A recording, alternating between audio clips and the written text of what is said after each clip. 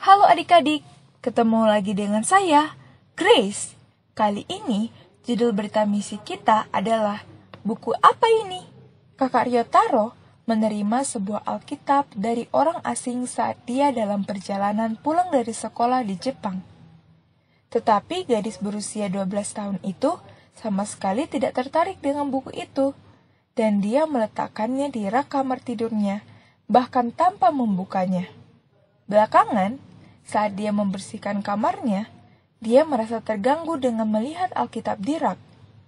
Dia tidak menginginkannya di sana, jadi dia memberikannya kepada saudara laki-lakinya yang berusia 8 tahun, Ryotaro.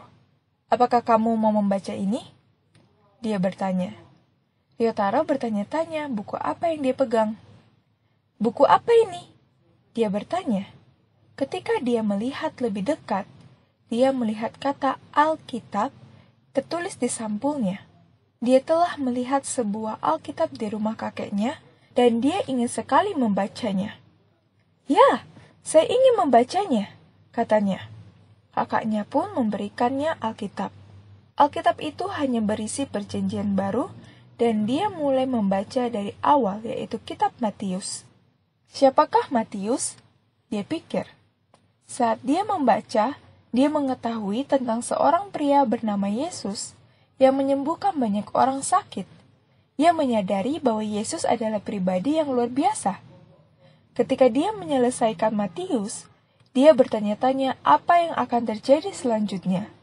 Jadi dia mulai membaca buku berikutnya, Injil Markus. Tetapi ceritanya terdengar mirip dengan apa yang baru saja dia baca di Matius. Jadi dia berhenti di tengah jalan. Setelah itu, dia membaca di sana-sini dalam Perjanjian Baru. Tetapi dia tidak menyelesaikan buku apapun. Dia ingin tahu lebih banyak tentang Yesus. Keluarganya bukan Kristen, dan dia tidak memberitahu mereka tentang kerinduan hatinya.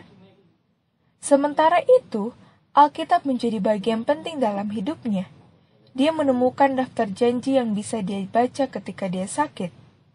Dia menemukan daftar ayat yang bisa dia baca ketika dia mengalami masalah.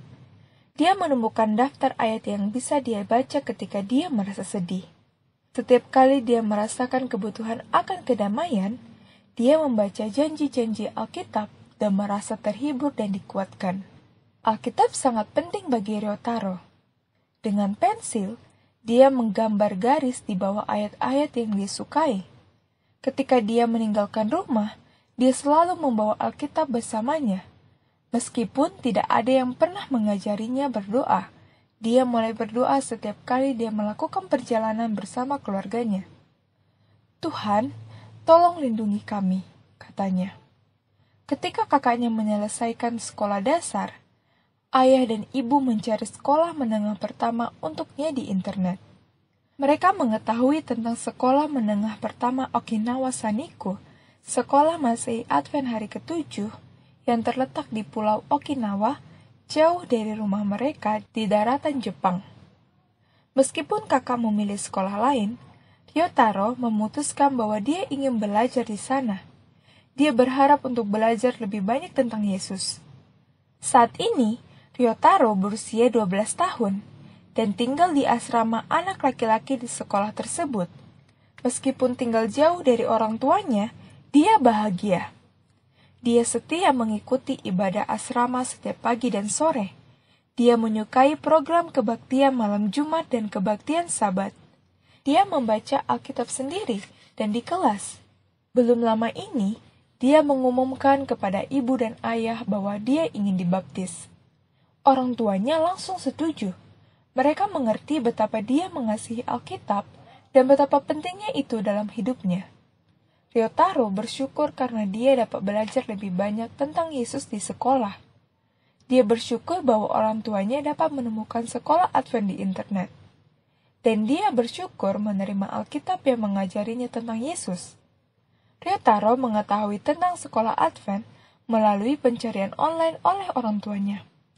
Bagian dari persembahan Sabat ke-13 triwulan ini akan digunakan untuk sebuah proyek untuk membantu banyak orang Jepang, terutama kaum muda, belajar tentang Yesus melalui internet. Persembahan Anda saat ini juga akan membantu orang-orang mempelajari tentang Yesus di Korea Selatan, Mongolia, dan Taiwan. Terima kasih atas persembahan Anda.